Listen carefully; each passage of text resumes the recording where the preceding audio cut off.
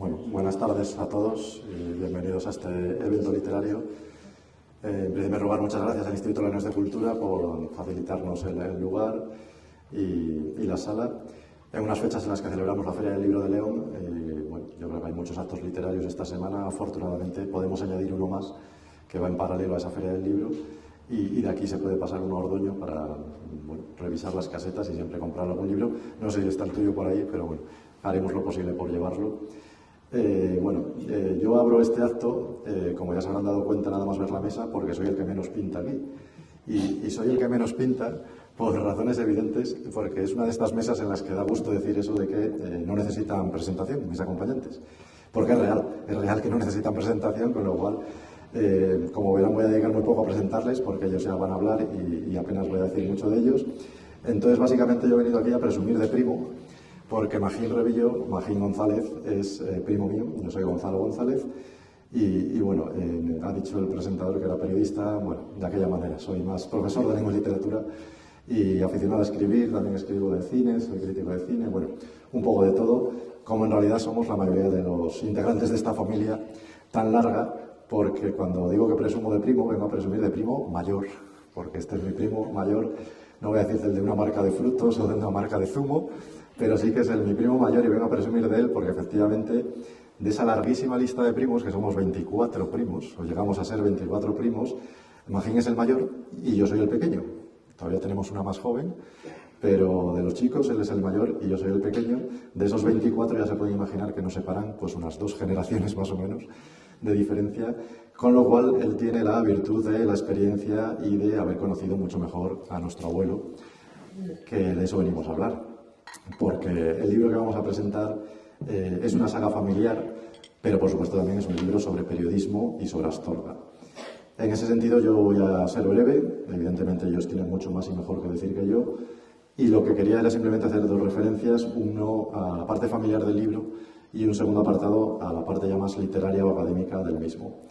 En primer lugar, hablando de la familia, efectivamente el Pensamiento Astorgano fue un periódico que fundó nuestro bisabuelo allá a comienzos de siglo, como se puede leer ya en la portada, y luego fue director también nuestro abuelo, a quien más conoció Magín, lógicamente por edad.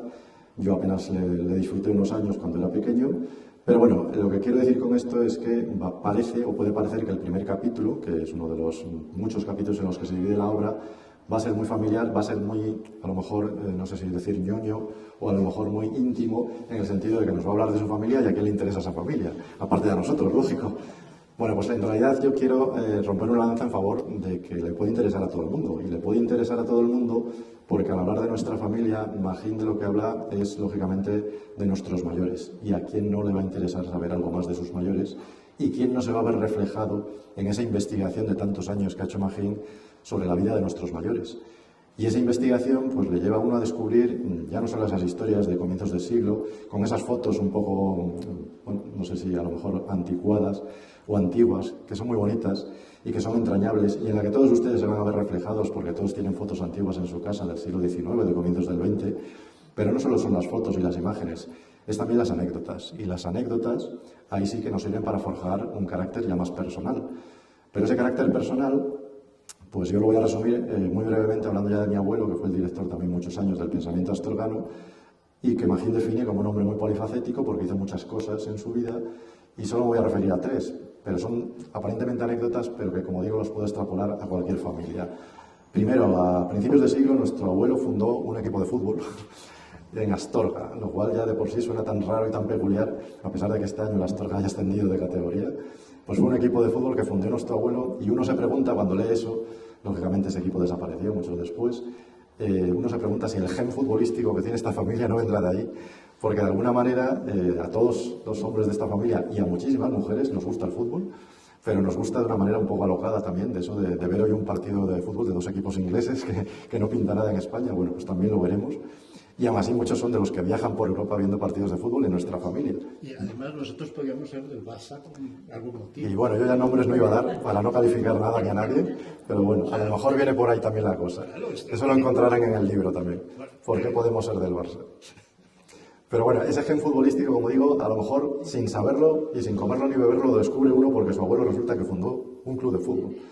Bueno, pues escarbando un poco más la historia, Magín también nos cuenta que nuestro abuelo llegó a ser gerente de varios cines en Astorga. Y no solo fue gerente de varios cines, sino que a Magín le llevó al Festival de Cine de San Sebastián.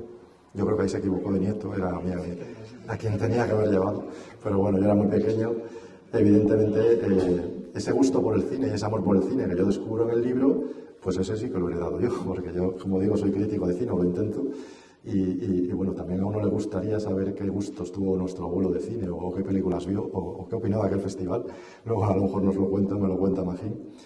Y en tercer lugar decía también, quería destacar, pues he hablado de fútbol, he hablado de cine y algo mucho más mundano. Resulta que buscando también en esas páginas y leyéndolo uno descubre que nuestro abuelo resulta que era un apasionado de recortar periódicos y le fascinaba hacer recortes y hacer trizas los periódicos, lógicamente con noticias que le gustaba guardar, en muchas ocasiones por noticias en las que aparecían sus hijos, y con orgullo familiar pues rescataba el ascenso de un hijo militar, o la aparición de su hijo periodista, o la aparición de su hijo director de Banco de España, y esos recortes de periódico, en contra de lo que piensan nuestros familiares, pues muchos lo seguimos haciendo y lo seguimos guardando. Yo también sigo guardando recortes de periódico, tengo la casa atiborrada de periódicos antiguos para desesperación, como digo, de nuestros familiares más cercanos, pero no sé por qué, pues también hemos heredado eso. Como digo, es anecdótico, pero no deja de ser también una razón para leer este libro y darnos cuenta de que leer un libro de historia y del pasado familiar, aunque sea de otra familia, nos hace pensar en la nuestra. Como decía Tolstoy, por ejemplo, que de todas las familias felices se parecen. Supongo que la familia de nuestro abuelo fue feliz, o por lo menos esa familia llena de niños y con poco dinero, seguro que era feliz. Yo creo que fue feliz y por eso nuestra familia feliz se tiene que parecer a otras familias felices, espero que sean las de ustedes, y a lo mejor leyéndolo pues descubrimos cómo fue la infancia en un pequeño pueblo o ciudad de León y cómo fue la suya. Y bueno, con esos ecos también vamos descubriéndonos a nosotros mismos y descubrimos a lo mejor que allá por donde pisamos siguen siendo las huellas que dejaron nuestros mayores y por eso hay que respetarlos y venerarlos.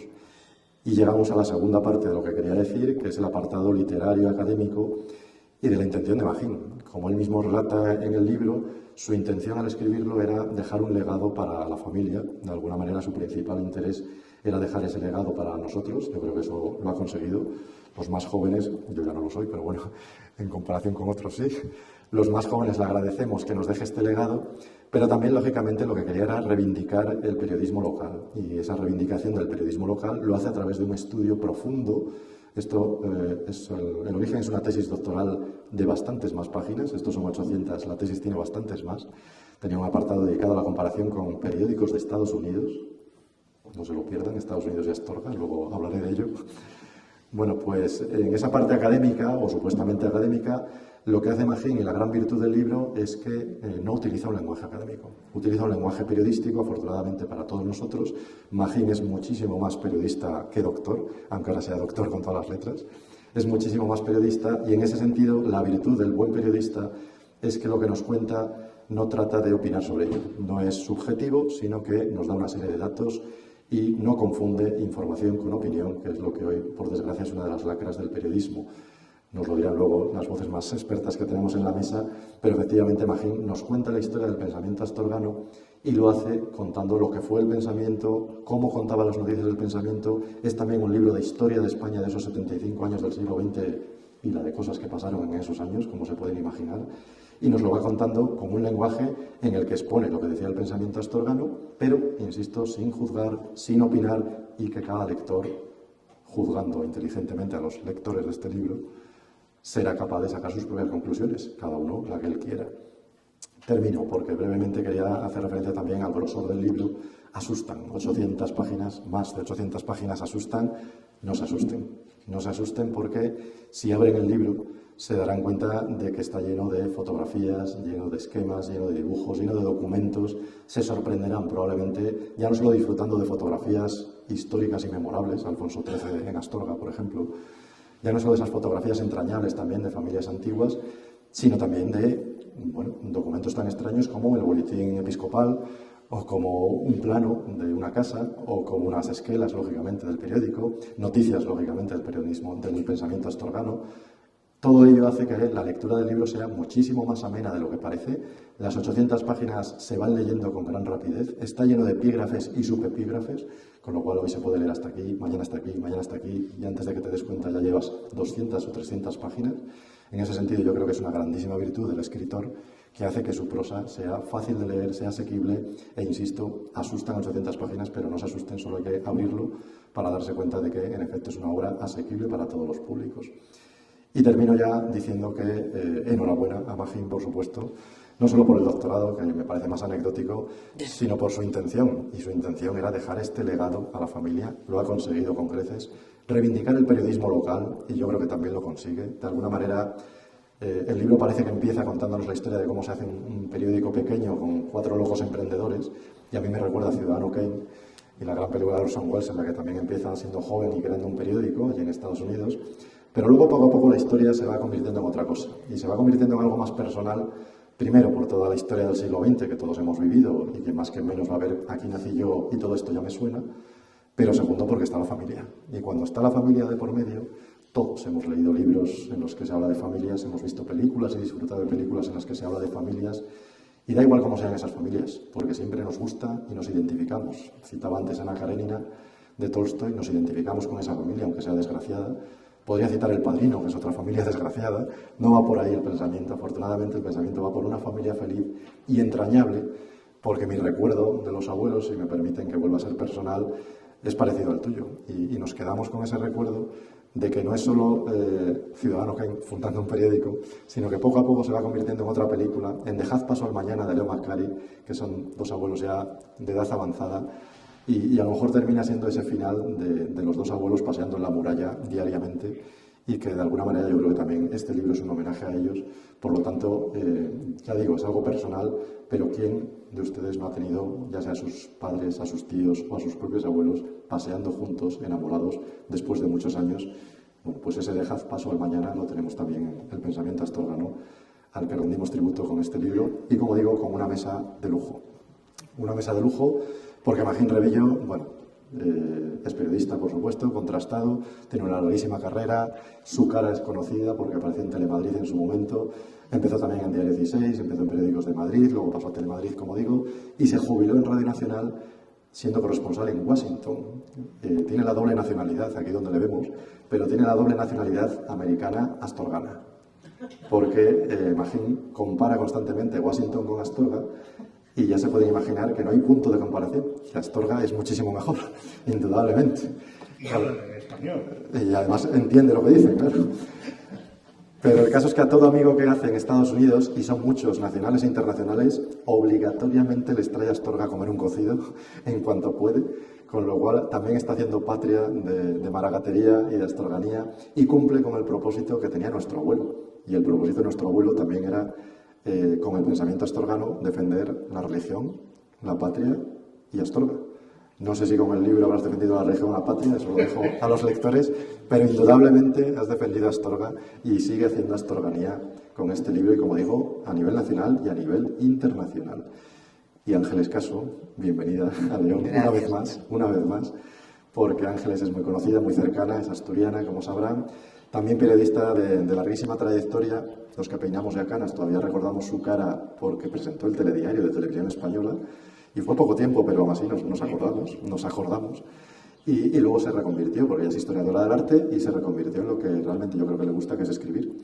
Y es una excelente novelista, ganadora del Premio Planeta, también fue finalista antes, ganadora del Fernando Lara, ha escrito libros traducidos a muchísimas lenguas. De hecho, ha sido premiada en Italia y en China, si no me equivoco. Luego igual nos lo cuenta porque es muy particular.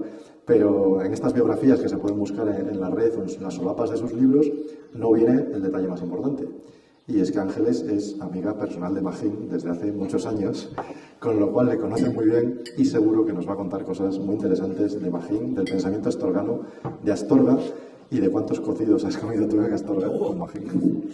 Más que en Astorga, en Castrillo, ¿no? De los Polvazares, en casa de Maruja. Alguno que otro.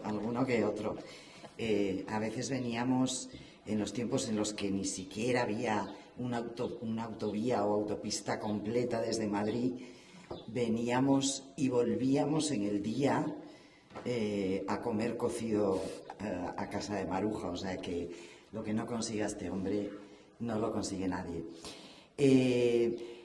Tanto Roberto como tú me habéis llamado periodista, pero yo siempre digo es que yo no soy periodista, no lo soy, no me siento periodista.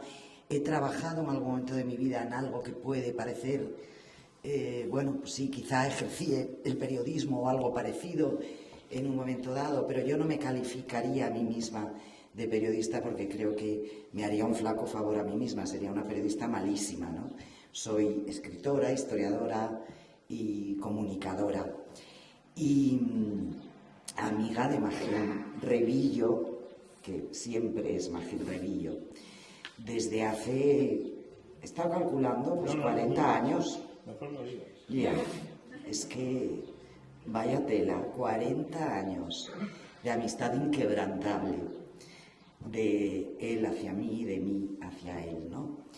Y en estos últimos años, desde que Magín abandonó Washington y se vino para Astorga, donde hablan castellano y no inglés, pues de repente, como somos tan amigos, yo creo que se le contagió la pasión por la historia, por los archivos, por la investigación, por la documentación, el olor ese que hay a polvo de los archivos que a mí me vuelve loca y que no tiene nada que ver con el olor de los teletipos que yo me acuerdo, ¿no? Cuando trabajaba en eso, que tenía amigos y amigas, compañeros que decían que el olor de los teletipos les excitaba y les llenaba de entusiasmo, ¿no? A mí como historiadora es el olor de los archivos y Magín Revillo se ha contagiado de esa pasión por los archivos porque después de su gigantesca investigación sobre el pensamiento astorgano, para su tesis doctoral y para hacer este libro, sigue investigando.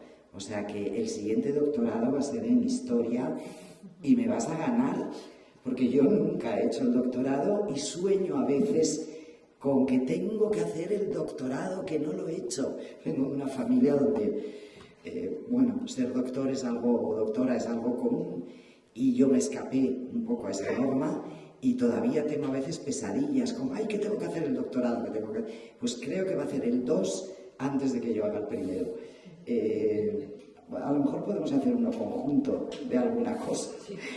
Pero bueno, yo voy a hacerle preguntas sobre el periodismo. Un poco de periodista si te fijas. No, de verdad que no. Lo que yo entiendo por periodista, como Magín, periodista de raza, no lo soy ni lo he sido, ¿no?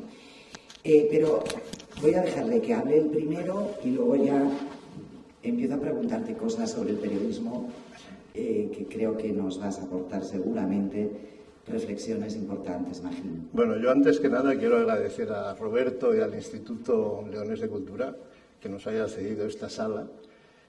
Quiero agradecer muy en serio a este modesto presentador que tengo a mi lado, que de verdad de modesto es como la familia, pero de realidad podría estar muy orgulloso del primo pequeño, que no es tan pequeño, porque creo que, y no lo he dicho, que este libro se debe gracias en buena parte a eso que dice él, de que está muy bien escrito y tal. No se lo crean, lo escribió él. Quiero decir que hizo algo tan importante como corregirlo. Y en esa corrección a mí me decía, eres un animal. O sea que lógicamente tiene su mérito el que hoy se haya reconvertido y haya dicho, está estupendo. No, él decía que no, que esto no era ni mucho menos una tesis y que efectivamente era una novela. Bueno, pues ni es una novela ni es una tesis. Pero sin adjetivos. Sin adjetivos. Novelas Bueno, sin adjetivos. Es que esa es otro contencioso que tengo con Ángeles, que lógicamente me pasaba a veces, ¿no? Mira lo que estoy escribiendo, yo le decía, tiene muchos adjetivos, Ángeles. Entonces Ángeles se ponía muy nerviosa. ¿Ves? Yo Porque hacía no lo de soy- mi digo primo. que yo no soy periodista. No. Los periodistas de verdad dicen que no hay que usar adjetivos. Los escritores de verdad decimos el adjetivo es el compromiso del escritor. Claro, esa es la gran diferencia. Esa era la gran diferencia. En realidad aquí lo que hay es un homenaje a esos periodistas de siempre. Esos periodistas que no necesitaban títulos. A mí cuando la gente habla de periodismo me pone muy nerviosa. Y me pone muy nervioso porque no me identifico. Para mí el periodismo es vida, entonces yo no quiero que me llamen periodista. Yo me siento un afortunado haciendo de esta profesión otra cosa diferente. Quizás lo que hacía mi abuelo, que era capaz de llegar a un festival de cine, llevaba su acreditación en el bolsillo y simplemente cuando se presentaba a la puerta y decía, nieto, para que veas lo que hacía, ponte una máquina de fotos al hombro. Yo me ponía la máquina de fotos al hombro, llegábamos a la entrada del festival y mi abuelo no enseñaba para nada su acreditación, simplemente enseñaba su mano a la señora que le pedía la acreditación. Prensa, señorita, este es mi fotógrafo. Y pasábamos los dos. Eso para mí fue la mejor lección, o ha sido una de las lecciones que aprendí de lo que era ser transmisor de cosas, o la posibilidad de entrar en los sitios sin pedir permiso, algo que no debe ser tampoco muy corriente en los tiempos que corren, pero que he practicado aquí y allá, en Estados Unidos con más facilidad, aunque ustedes crean que no, porque yo siempre he confesado que yo no he aprendido inglés en 20 años que viví en Estados Unidos y dirán ustedes, qué burro. Pues no, simplemente que viví en español. Y al vivir en español, pues tenía esa gracia de decir, prensa, señorita, exactamente igual, fuera el presidente de los Estados Unidos el que estaba en una reunión. Y yo tengo unas fotos ahí con Obama, que yo le decía, hola, presidente, y yo decía, le enseñaré a usted a hablar español, para que nos entendamos, ¿no? Es decir, que mi periodismo es un periodismo romántico, que seguramente no casa con el periodismo de hoy, un periodismo en el que todavía creo hay una comunicación con la gente fundamental, como la que tenían los periodistas de antaño, que salían a la calle a buscar la noticia, a saber quién se casaba, quién era el obispo que iba a llegar a Astorga, dónde estaba el cuartel, dónde estaba el capitán o el nuevo capitán que iba a ir a la caja de reclutas, quién se casaba, quién iba de viaje, quién aprobaba, quién entraba en el seminario. Esa era la vida de la ciudad de Astorga y era la vida que cuenta mi abuelo, del que, como digo, es pues el mejor manual para aprender a ser, a vivir y a ser otra cosa, que es completamente diferente a ser periodista. Bueno, lo de que te pongas en duda a ti mismo como periodista me parece un poco sorprendente. Magín, por favor. Eres un pedazo de periodista y de comunicador. Lo que pasa es que tú estás en crisis con el periodismo actual. Entonces creo que los tiros van más bien por ahí. Lo acabas de explicar muy bien.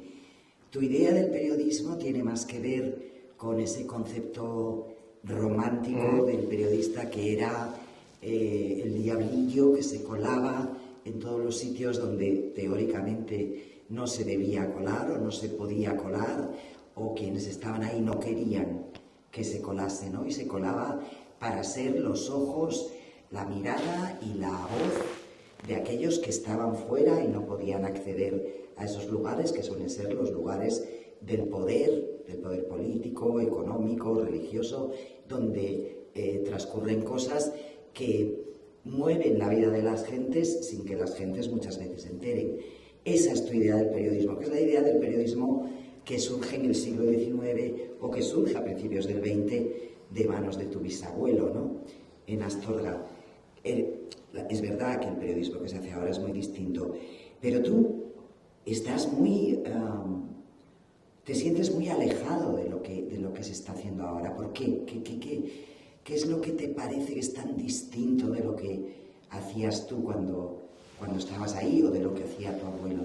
Porque al final el objetivo supuestamente sigue siendo el mismo, ¿no? Yo quiero sonar optimista, no quiero sonar ni mucho menos ni darles a ustedes una conferencia donde salgan y digan qué horror, qué mundo tenemos, ¿no? Yo me niego a ser pesimista, pero sí reivindico que antes de dar pasos hacia adelante sepamos valorar lo que vamos a dejar atrás y aprovechar quizás los conocimientos que, por ejemplo, en una casa como Radio Nacional de España, pues no se tienen. Yo esta mañana hablaba con la directora aquí de Radio Nacional en León y me decía, desde que hubo un ERE desgraciado, no tenemos referencias. O sea, la gente joven no tiene referencias porque los que nos podéis enseñar estáis en la calle. No, es que es verdad. Ha habido un salto en donde efectivamente gente con 54 años, 52 nos jubilaron y se quedó gente, pues lógicamente que no tenía la experiencia de esos señores ni los conocimientos, ¿no?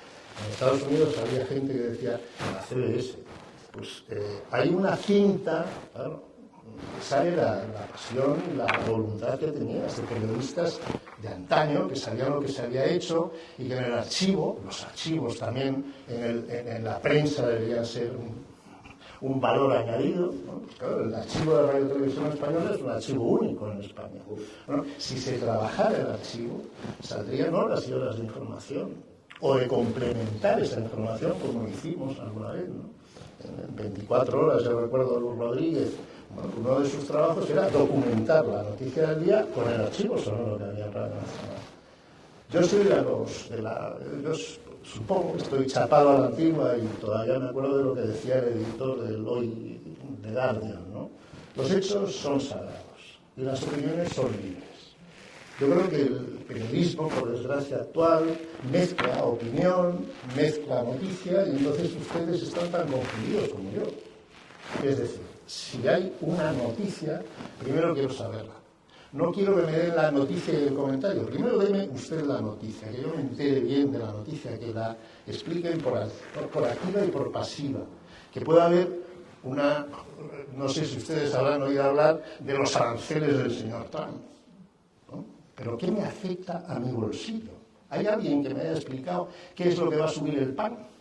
O no, espere, no es el pan, va a subir el petróleo. Entonces, ¿qué tiene que ver el arancel de Trump con el petróleo si ahora el que va a atacar es Israel a Irán y ha subido el petróleo?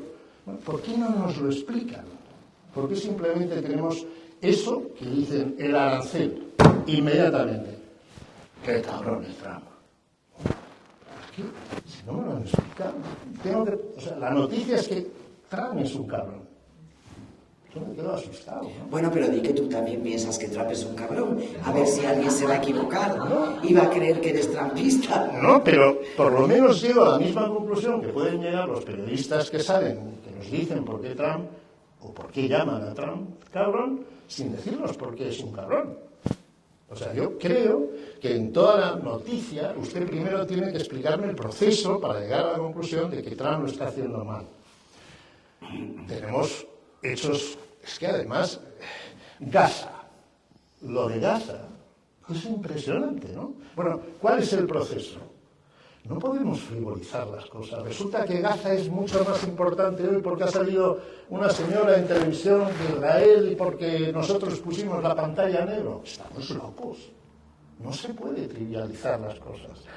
El otro día asistíamos durante la tarde... Estaba con mi amiga Rosa viendo la televisión y de repente en el van, ¿no?, de la hostal, dice, mañana los reyes de España, Bolaños y Feijóo asistirán a la primera misa pontifical de Luis XIV. Luis XIV. ¿Vale? Entonces, ¿Qué te esa? Fíjense ustedes, leemos eso, hacemos las fotos, a mí ya no me preocupaba que la noticia estuviera mal. Lo que me preocupó es que yo fui incapaz de avisar a Radio Televisión Española para corregir ese pequeño gazapo, pequeño, grande o valórenlo ustedes como quieran. Cuando yo llamé a todos los teléfonos de Radio Televisión Española, salía una voz que me decía, este teléfono volverá a estar operativo mañana lunes. De lunes a viernes el horario de trabajo. Bueno, pero si estoy viendo, ya no hay ni contacto con el televidente que está viendo eso y que les quiere avisar de que está mal, que tienen que corregirlo, que ha sido un gazapo muy normal. Luis XIV, estupendo. El Rey Sol mañana va a tomar... Pero bueno, ¿a dónde vamos a llegar? Porque lo más grave, como digo, eso está hecho. Pero que no puedas conectar, porque... Los teléfonos móviles se han convertido en tal. Y yo, si no tengo el teléfono móvil de Ángeles Caso, aunque trabaje en el telediario, yo no puedo hablar con Ángeles Caso en la centralita de Televisión Española, porque el sábado y domingo no trabaja. Bueno, ese es el periodismo de hoy, ¿no? Bueno, yo sigo siendo optimista. Yo sí, sigo siendo optimista. Lo primero que lo dije antes de que yo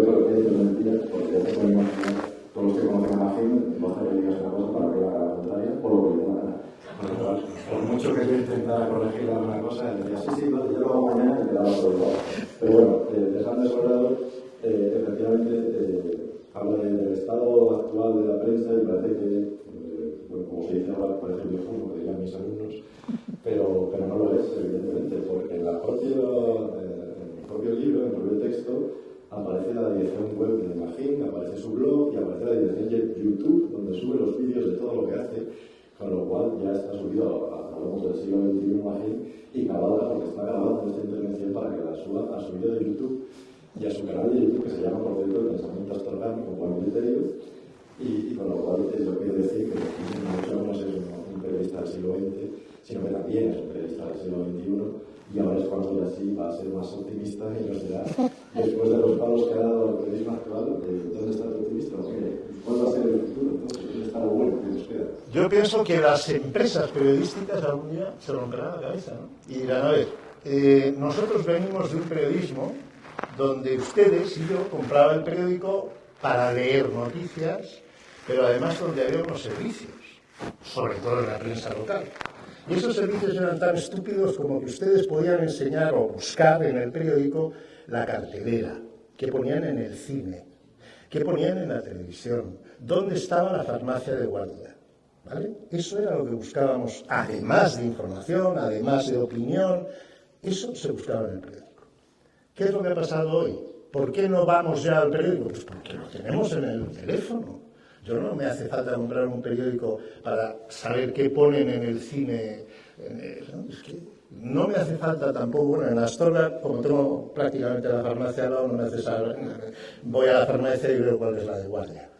Pero quiero decir que la empresa periodística hoy tiene un reto, que es cómo sustituye lo que hacía para que el público al que se dirige impreso tenga interés en lo que cuenta.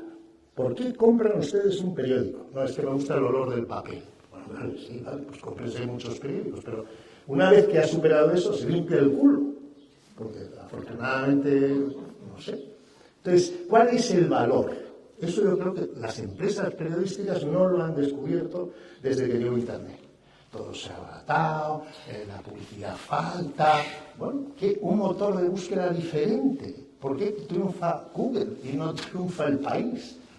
Pues, aparte dejemos ya la ideología a un lado, que efectivamente estos periódicos eran también muy ideológicos y se pegaban unos con otros y la picaresca existía, pero por lo menos era divertida.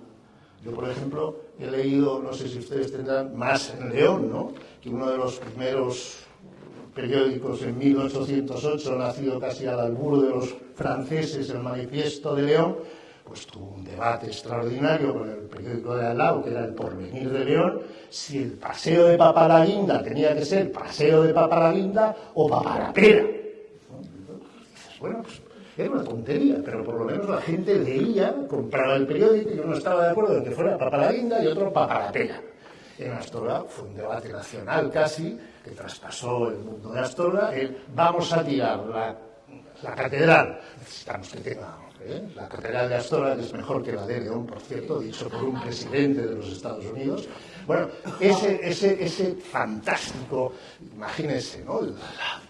Hay que verla entera, ¿no? Y entonces en medio hay una mierda, ¿no? Una mierda, ¿no? Está la iglesia esta, la parroquia de Santa Marta y la celda de las Emparedadas, ¿no? Pues hubo un debate en Astorga entre los dos periódicos que en ese momento existían, porque ya se había muerto el Pablo Astorgano, entre La Luz y El Pensamiento, de que había que tirar o no tirar la iglesia de Santa Marta y la celda de las Emparedadas. Y la pequeña iglesia de los 5 llagas de San Esteban, ¿no? Bueno, ¿estamos en ese punto? ¿O ya hemos superado, evidentemente, y ahora nos miramos, ¿no? Eso yo creo que es lo que hay que debatir y donde tenemos que estar. Al margen, fíjense ustedes, de la tarea pendiente de qué queremos hacer con la inteligencia artificial. Que no es ninguna tontería. No. Yo estaba pensando, y ahora te devuelvo la palabra sobre la inteligencia artificial, pero bueno, por insistir un poco en este debate, estaba pensando, lo de los periódicos ideologizados ha existido desde que existe el periodismo, que empieza, digamos, en el siglo XVIII, pero sobre todo el gran estallido es ya a mediados del XIX, y los periódicos históricos estaban mucho más ideologizados que los actuales. Esto, seamos conscientes de ello, ¿no? Y además sin disimulos, o sea, no todo el mundo sabía quién era el dueño, quién era el director o la directora, que también hubo mujeres directoras de periódicos, incluso y dueñas en el siglo XIX, y cuáles eran sus intereses y sus ideas, ¿no? O sea, que era más transparente incluso que ahora, ¿no? Esta era una reflexión. La otra reflexión, creo que uno de los problemas que han sucedido, sobre todo con el periodismo, aunque no solo con el periodismo, es el de lo gratis. Es decir, desde el momento en el que comprar el periódico fue sustituido por, primero, acceder gratis a muchos periódicos que durante muchísimos años hemos estado pudiendo leer sin pagar nada como suscriptores. Y sobre todo que nos llegue, porque ahí ya no es que accedamos nosotros, es que nos llega a nuestro móvil noticias que ni siquiera hemos solicitado, ¿no? Y que hay mucha gente que son las noticias que lee. Esas noticias que no sabemos ni de dónde proceden, ni quién es el dueño o la dueña de ese medio que nos está lanzando determinados mensajes, porque además no suelen ser hechos, sino que suele ser opinión. En fin, ahí se ha formado un batiburrillo que las empresas periodísticas, sobre todo periódicos, menos radio y televisión, pero también, no han sido capaces de hacer de frente, que es el batiburrillo de lo gratis. Y esto creo que es lo que en buena medida ha puesto al periodismo de verdad en una situación ahora mismo muy, muy, muy complicada. Si añadimos la inteligencia artificial, yo creo que somos, me voy a meter porque creo que a los escritores nos va a pasar lo mismo, somos especies en extinción. Periodistas, traductores, escritores, en fin, creadores de diversos campos de actividad, compositores de música, hasta cantantes, las voces que locutan, bueno, por ejemplo, los audiolibros, ya un porcentaje altísimo de los audiolibros los está grabando la inteligencia artificial, no actrices y actores. Se están haciendo con voces creadas artificialmente. Vamos a desaparecer. Esto, o sea, somos dinosaurios. No sé, ojalá las empresas se paren en algún momento a reflexionar, pero yo creo que todo va tan rápido que no te puedes parar, porque si te paras te caes de la máquina. Yo, fíjate, la esperanza quizás está en las encuestas, y ya que tenemos a un profesor que trata con gente joven, hay hechos constatables que, por ejemplo, denuncian un informe, creo, tan serio como el informe PISA, ¿no? El informe PISA del año 2019 dice que los quinceañeros, es decir, tus estudiantes, solo 1 de cada 10 es capaz de diferenciar los hechos de la opinión. Claro, es que es... Pero si ustedes trasladan eso al mundo de los viejunos, ojo, porque claro, estamos hablando de los jóvenes. Pero ¿qué está pasando con esa gente que va desde los 20 a los 50, de los 50 ya no digamos 80, ¿no? Es decir, que si ahora un joven de 15 años es incapaz de separar hechos de opiniones y distinguirlo, estamos poniéndonos en un mundo que no sé si será mejor o peor. Cuando hablamos de inteligencia artificial, las últimas encuestas, que no sé si serán reales, pero bueno, estas que encargan, por ejemplo, la Federación de Periodistas y tal, es también sorprendente. Resulta que los periodistas más jóvenes, para contestar una encuesta, una última encuesta que tiene, me parece, una vigencia de hace tan solo 6 meses, había que haber trabajado durante 10 años. La gente más joven, es decir, los que tenían 30 años, que han empezado a trabajar con 20, confesaban que ellos no utilizaban la inteligencia artificial. Es decir, que quienes más preparados teóricamente podían estar para entender esta nueva filosofía y los nuevos medios no lo usaban.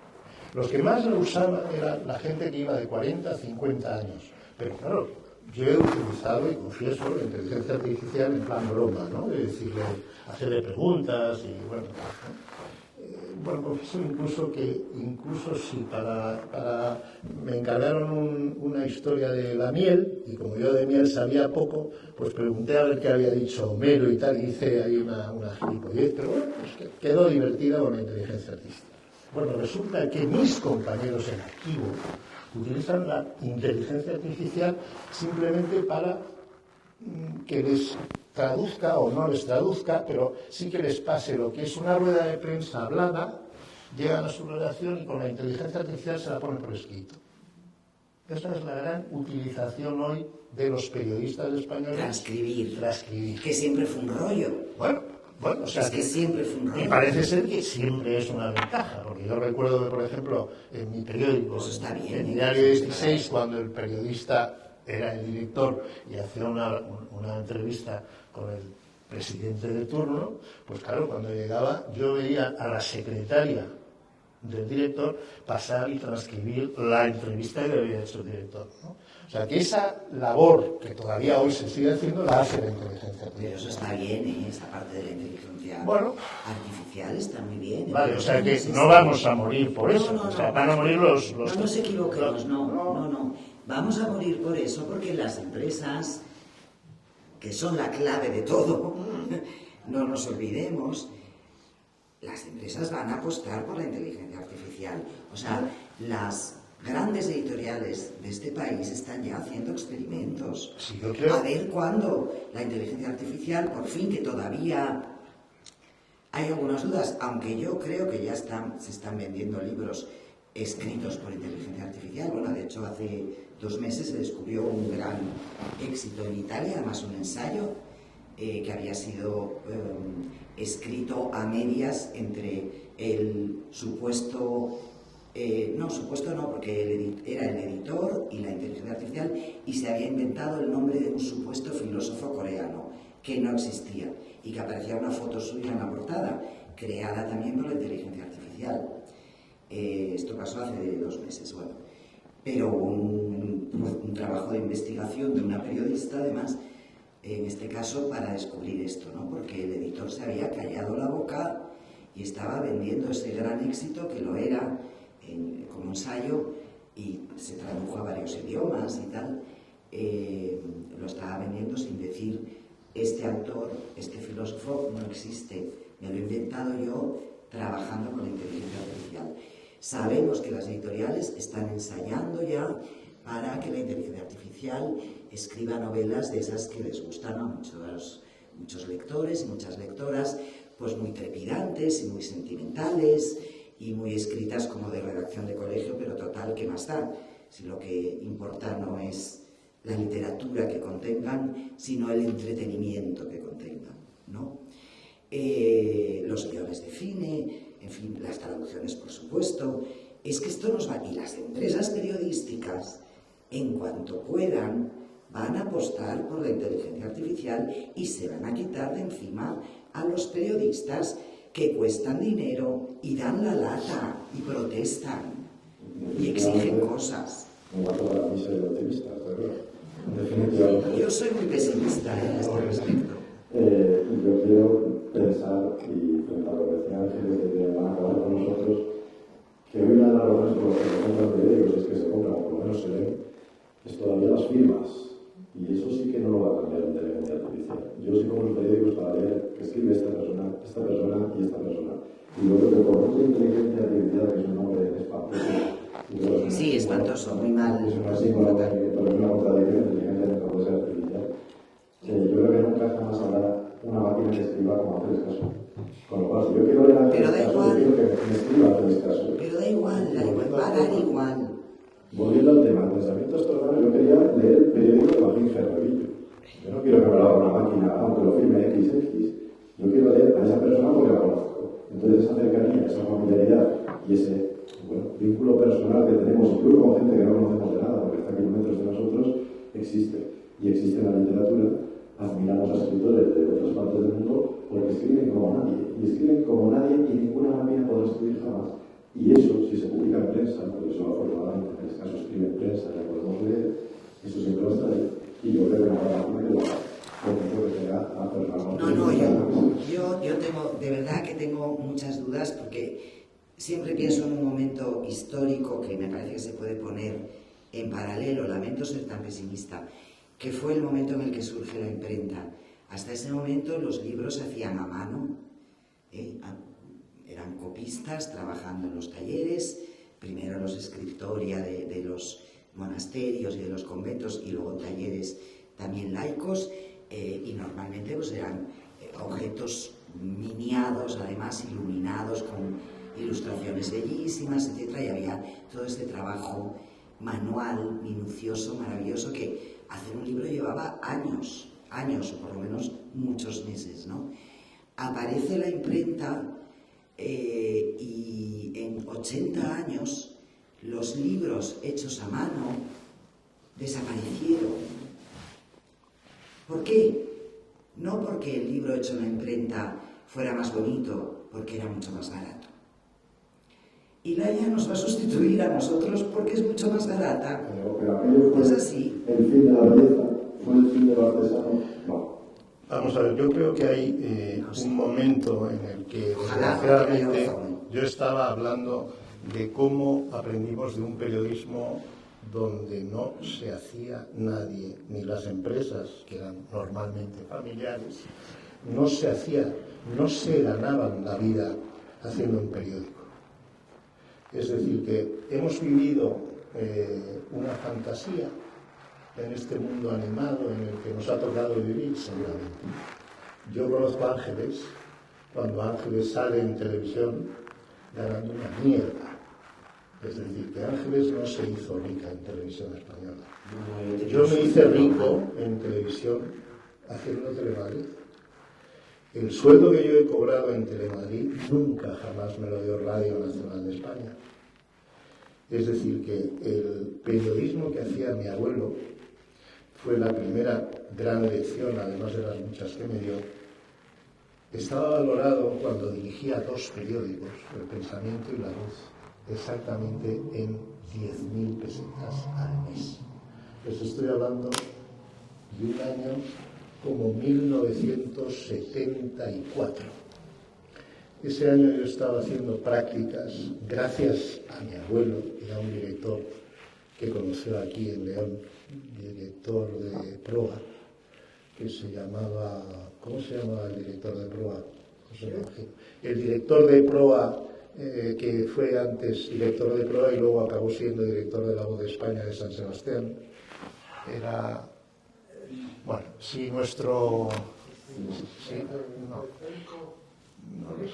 Bueno, este era muy amigo de mi abuelo y entonces, gracias a que era muy amigo de mi abuelo, yo hice prácticas cuando no correspondía en La Voz de España de San Sebastián, gracias a mi abuelo. Mi abuelo ese verano estaba, como todos los veranos, pasando unos días en casa y le comentó, ¿no? Estaba con mi padre, ¿y cuánto gana tu hijo por hacer las prácticas? Prácticas que, como digo, me había conseguido el abuelo. No, mi padre nunca se enteraba de nada o no quería enterarse y le preguntaré. Entonces el abuelo me pregunta, ¿cuánto ganas? Y le digo, 15.000 pesetas, abuelo. Venga, no me tomes el pelo. No, 15.000 pesetas al mes por hacer prácticas en un periódico del movimiento. Y el abuelo, sin salir de su asombro, casi con 80 años, no las había ganado en su vida. No había ganado nunca 10.000 pesetas, era lo que era el sueldo del director de 2 periódicos de Astorga. No estamos acostumbrados, o no nos acostumbramos a eso. Cuando Ángeles Caso se puede hacer rica fue, supongo, cuando gana el Premio Planeta. Cuando le hacen su primer contrato, puede exigir, porque ha sido Premio Planeta, y le hacen un contrato que hoy no hace ni al Premio Nobel de Literatura. Es decir, que hemos pasado de vivir en la abundancia a vivir en la miseria. Y los periodistas de hoy no van a poder vivir del periodismo. Pero era lo que pasaba a mi abuelo, que tenía que vender seguros, que tenía que vender turrón, y gracias al turrón, como vendía turrón, podían poner sus hijos turrón en Navidad. Es decir, que lo que hemos vivido ha sido una época dorada en este país, donde ustedes, sin darse cuenta, han alimentado a gentes como a mí, que evidentemente hemos sido el gran chollo, porque yo he ganado, y me da vergüenza decirlo, 250.000 pesetas por una hora de televisión. Entonces, eso hoy no se puede ni pensar. Entonces, el que Ángeles se vea en la miseria de decir, bueno, ¿quién me hace a mí? Ustedes saben lo que hoy pagan por hacer un libro. ¿Cuánto se paga si yo esto lo tuviera que cobrar? Es inaudito. O sea, llega un momento en que dices, bueno, es que es pagarse uno sus vicios. El vicio, la vida de periodista hoy hay que pagarla. Yo siempre dije que si algún día no podía ser periodista, yo pagaría por ser. Yo habría pagado por hacer lo que he hecho. Mi profesión, yo habría pagado todo lo que he hecho. ¿Cuánto vale? Yo lo quiero hacer. Le habría pedido a mi padre un préstamo porque yo lo que he hecho en mi vida lo seguiría haciendo pagando. He tenido la gran suerte de que no han pagado. Pero es que eso, lógicamente, no está hoy al alcance. He vivido en Washington muy bien, pero jamás volví a cobrar lo que cobraba en Telemadrid. Y puedo asegurarles que lo de la tele era un cachondeo. O sea, Era obsceno. Era obsceno. Era obsceno, sí. Yo no La tele preparaba... en concreto, cuando llegaron las privadas y todo ese jaleo que hubo ahí durante muchos años. Era obsceno. Claro, cuando Ángeles me dice, voy a hacer un programa, yo digo, bueno, no, es que hoy el programa no es ni la mitad de lo que me pagaban a mí por hacer el payaso, porque era eso, hacer el payaso una hora.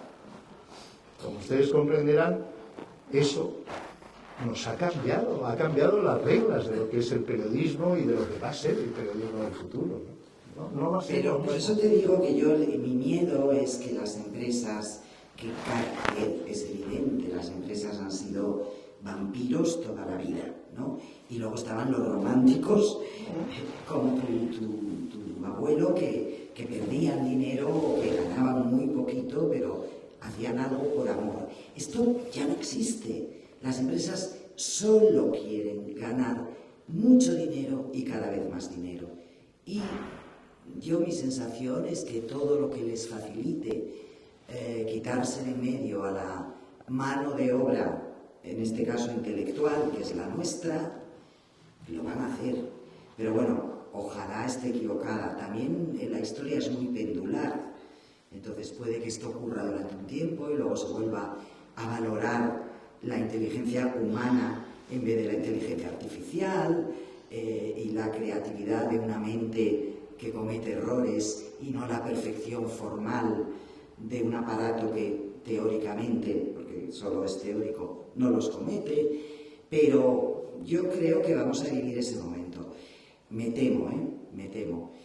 En cualquier caso, Majillo, bueno, tú dirás que no eres periodista, pero si es que lo tuyo es una pasión, es una vocación absoluta. Y tu trabajo de tesis doctoral y este libro es un canto de amor, Magín. Es un canto de amor a tu familia, por supuesto, a tus genes, a Astorga, que bueno, eso tú sabrás por qué. Con catedral o sin catedral, tú sabrás por qué.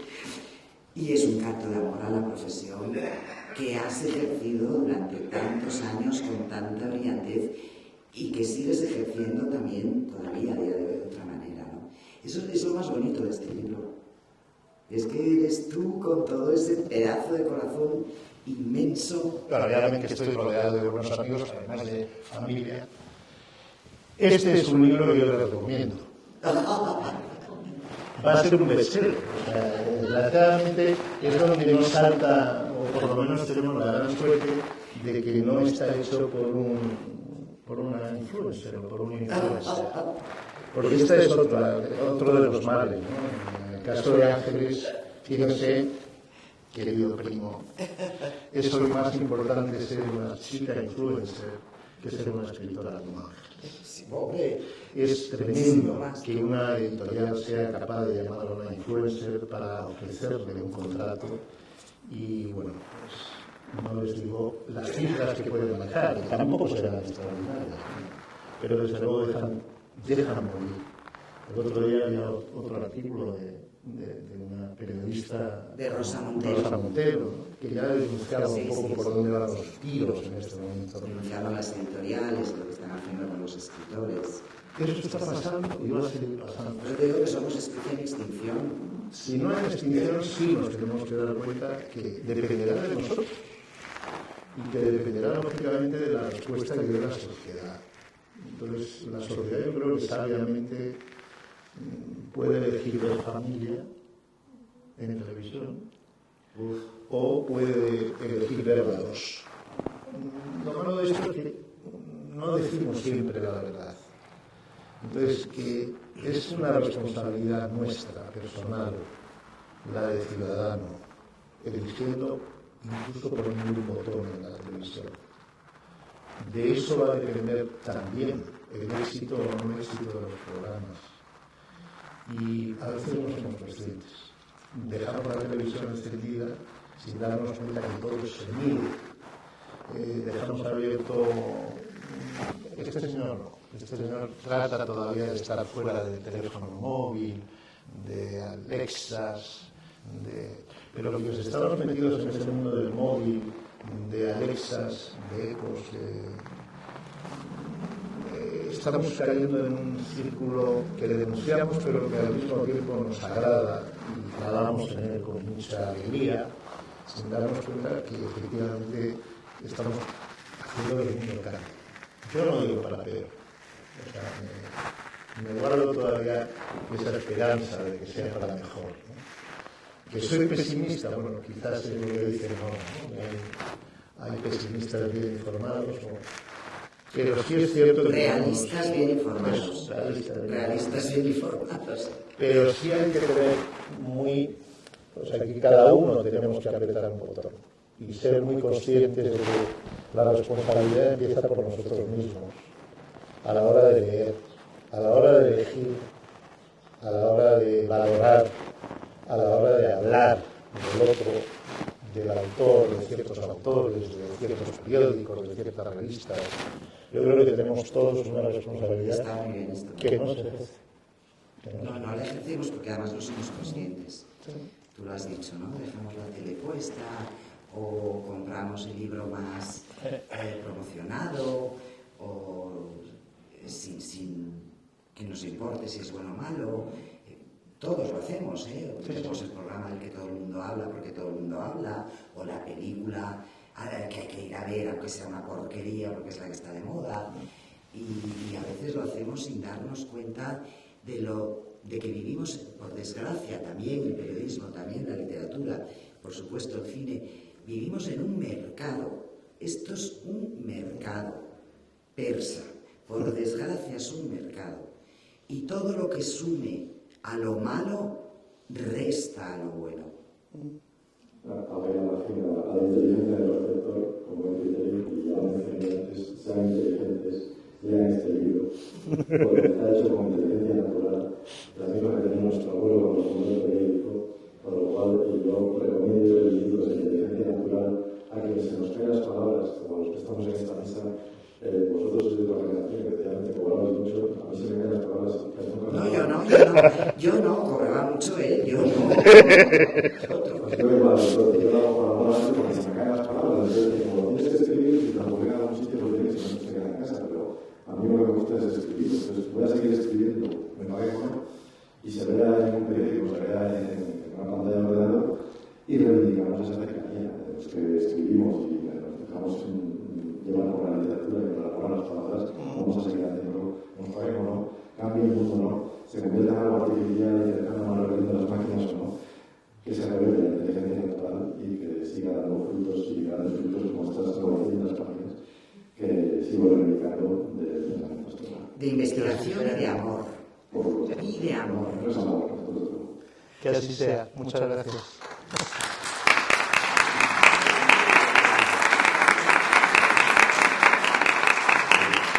Si alguien quiere terminar la pregunta, voy a intervenir a Martín Márquez. O a ti. No, aunque curiosamente, y bajándome a decir, las soluciones de los personales que planteáis, esta educación, esa inteligencia que estamos en ellos en el receptor,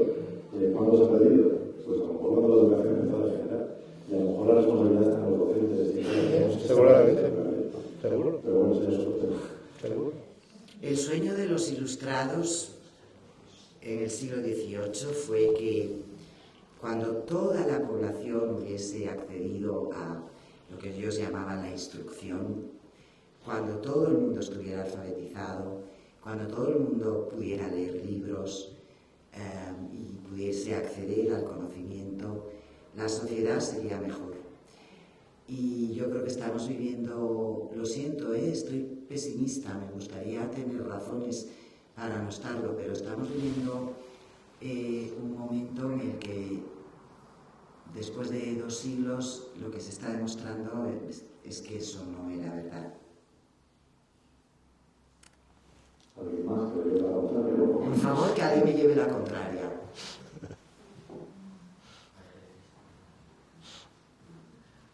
Sí.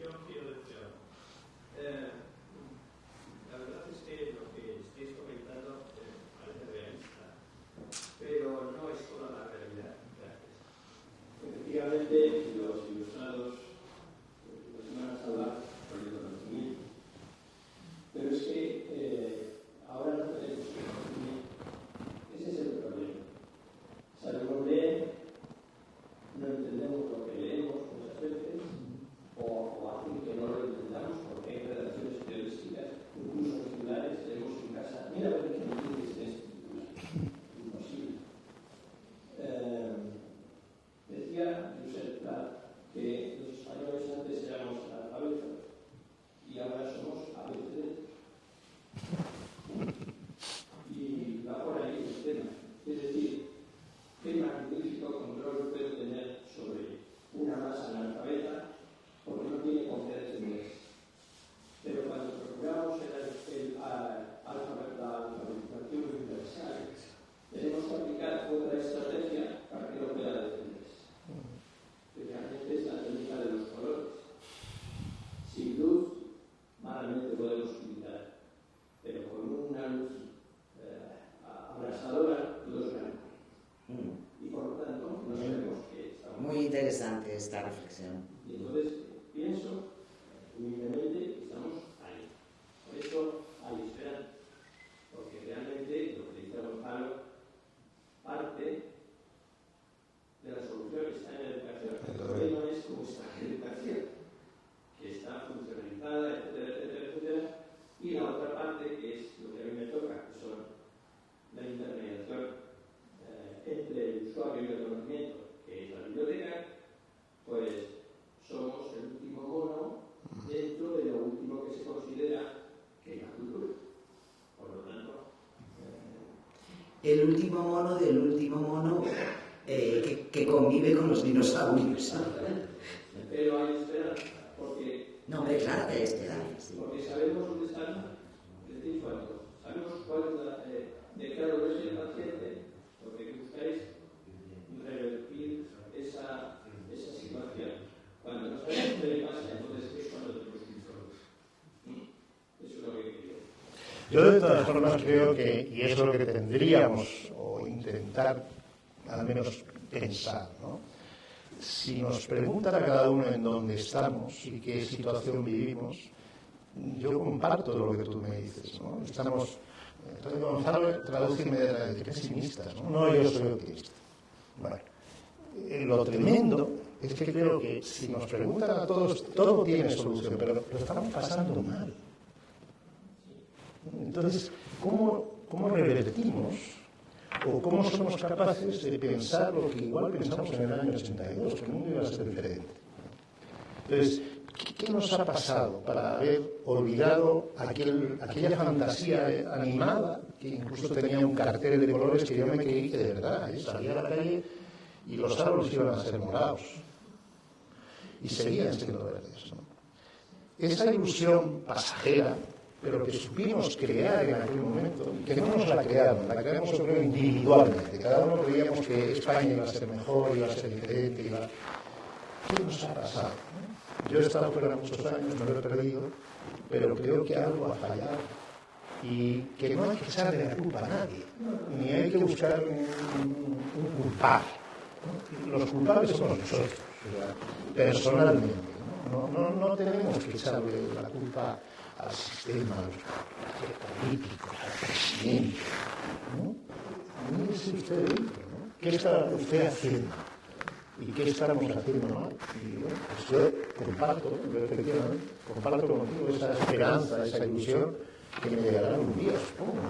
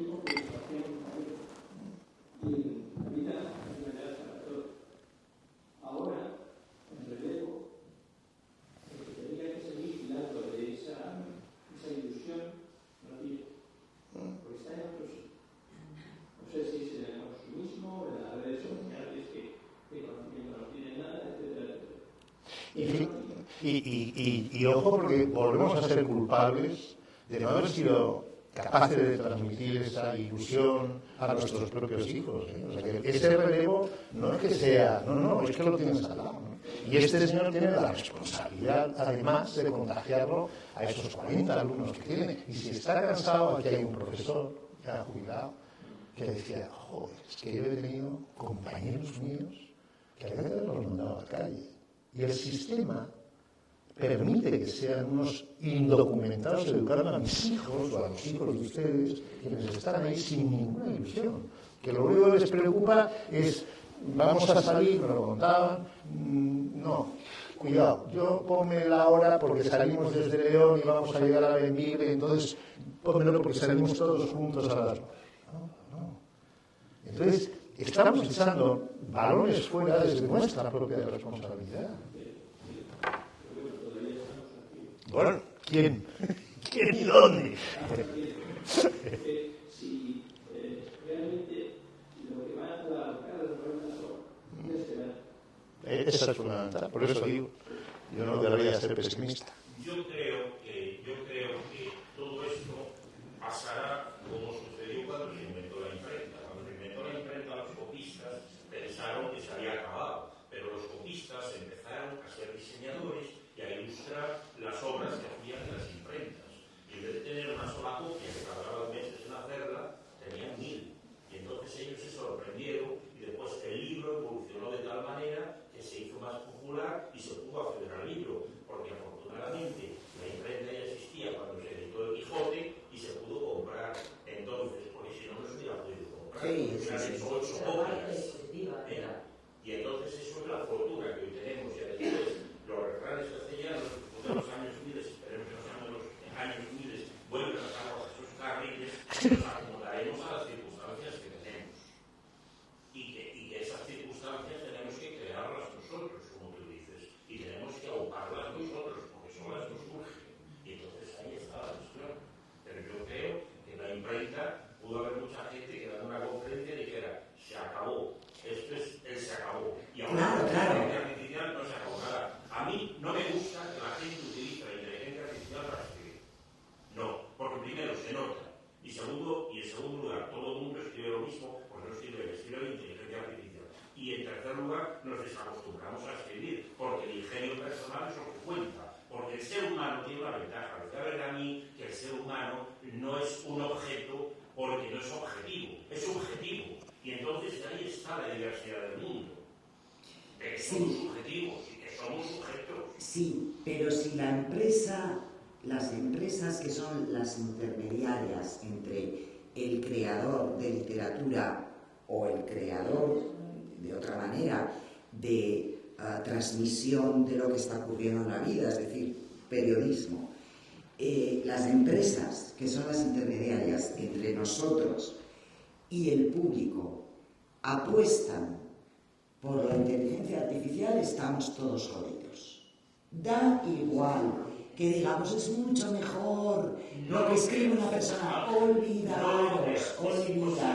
Es imposible, porque entonces todo el mundo escribe lo mismo, porque ya no escribe todo el mundo, escribe la inteligencia artificial. Y cuando lo dice de una manera, lo va a decir siempre de esa manera. Pero tú sabes que la inteligencia artificial, a mí me lo estuvieron explicando el otro día una persona de ese mundo, del negocio, digamos, ¿no? Del lado del negocio, me dijo, yo ya le puedo pedir que escriba una novela con tu estilo, Ángeles. Porque ya está alimentada con todo lo que tú has escrito. Alimentación por la que a mí no me ha pagado nada, obviamente. Y yo ya le puedo pedir que escriba una novela con tu estilo.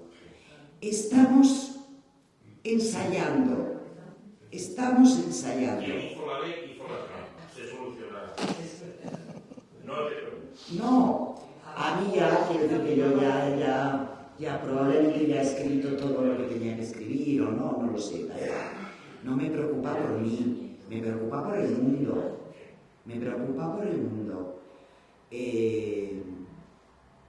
Y no lo sé, yo de verdad que no lo veo tan claro, porque creo que la industria busca lo que busca, es muy potente, tiene mucho poderío y nos aplastará a todos o a muchos en ese recorrido y no pasará nada, porque el público se acostumbrará.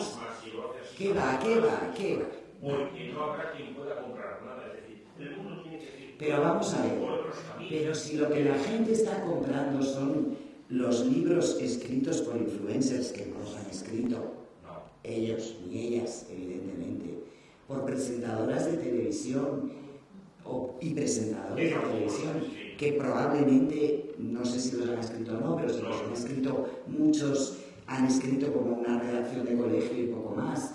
Muchos, no todos, ojo, que tampoco parezca que... No los han escrito, no. Vale. Sí, y eso es lo que el público está comprando. ¿Qué me estáis contando? No seamos ingenuos. Pues esos son los libros que se venden.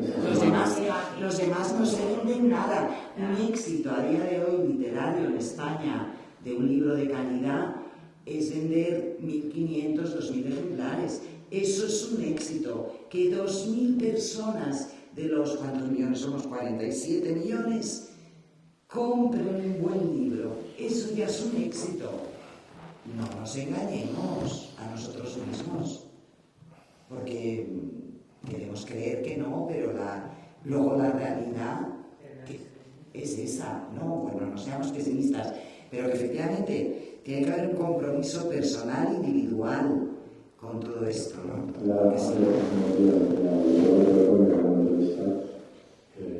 Que casi todos los años tenemos, casi todas las décadas, casi todos los siglos tenemos una apocalipsis.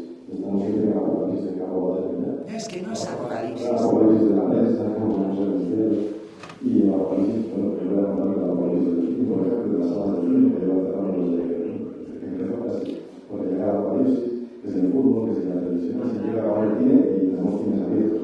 Puede que tenga razón. En ese apocalipsis, afortunadamente nunca había un verdadero secreto que lo permanente siempre continúa. Y lógicamente reivindicaba la poesía, y la poesía, la de años que llevaban viendo éxito. ¿Quién compra libros de poesía? Que tenemos que comprar libros de poesía. Pues con esos cuadros se sigue manteniendo la poesía, la industria poética, entre comillas de industria, pero afortunadamente quienes hagamos la palabra escrita seguimos apoyándonos en los grandes escritores y Luis Alberto de Cuenca sigue escribiendo poesía porque tiene su público y sigue vendiendo libros de poesía.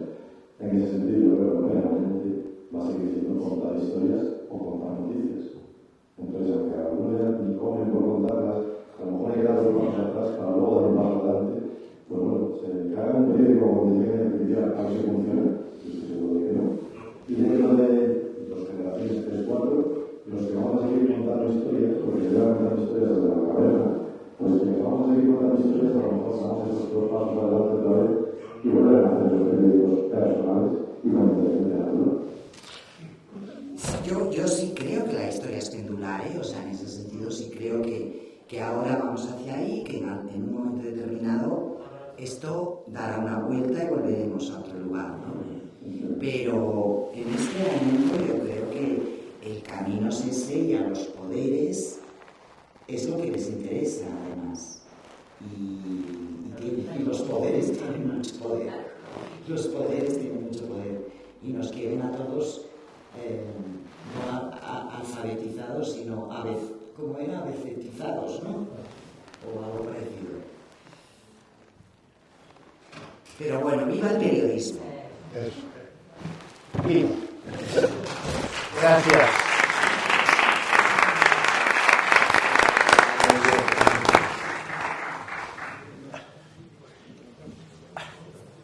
Sí, nos hemos hecho. Nuestro periodista favorito. Muchas gracias. Que dice que no es periodista. Ya no quiero ni serlo. Ahora sí, ¿no? Como diría yo. Sí, hombre, no, si hablábamos y estábamos, pues nada. No te vayas todavía. Ostras, no te vayas todavía. ¿Qué trachete? Hola, Gonzalo.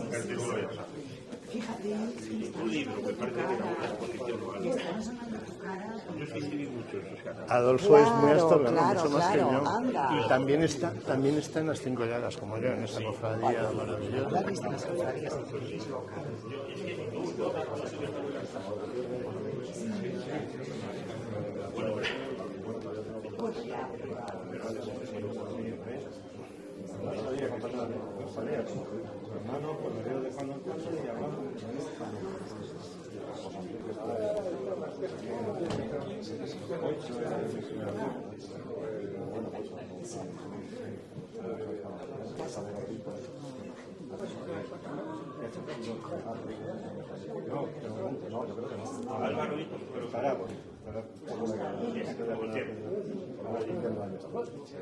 Me alegro, Martín.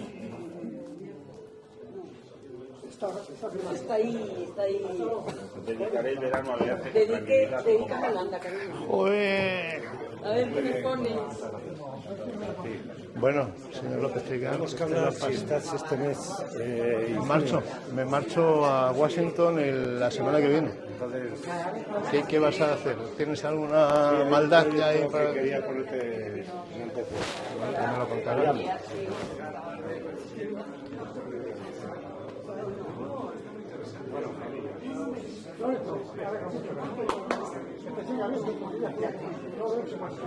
No es bien.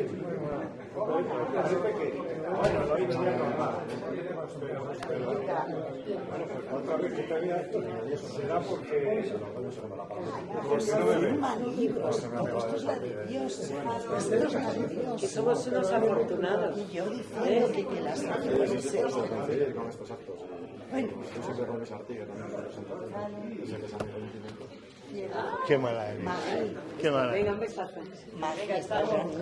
¡Hombre! Bueno, es que anda, que es que... Lo que me han hablado de ti. Caló, ella y Lo que me han hablado de ti. Pero escucha, dile ¿Qué que vas? se quede, que ¿Qué vamos vas? a tomar algo. Sí. No, que no. Un vino. Sí, hombre, un vino. Vamos a tomar un vino. Claro. Sí, quédate con Sí, nosotros. hombre, eso es. Vamos a tomar algo ahora ahí. La ¿Qué tal tú? ¿Eh? Joder, ¿qué coño me ¿Cómo? Si has estado ahí sentado, te he visto ahí yo aquí al profe. ¿A quién estaba entre los profes? Vamos ahora por la pasta. ¿Qué? Ángeles. Me ha encantado. Esta es Carmen, mi amiga de Luyego. Cuando voy a... ¿Dónde está Luyego? ¿Cómo que no sabe? Capital de la maragatería. Cuando yo voy a Luyego, ¿qué crees que va? Que no sabe ya dónde va. Sí, me lo sé todo. Tienes esto encendido. Voy a quitarlo, es verdad.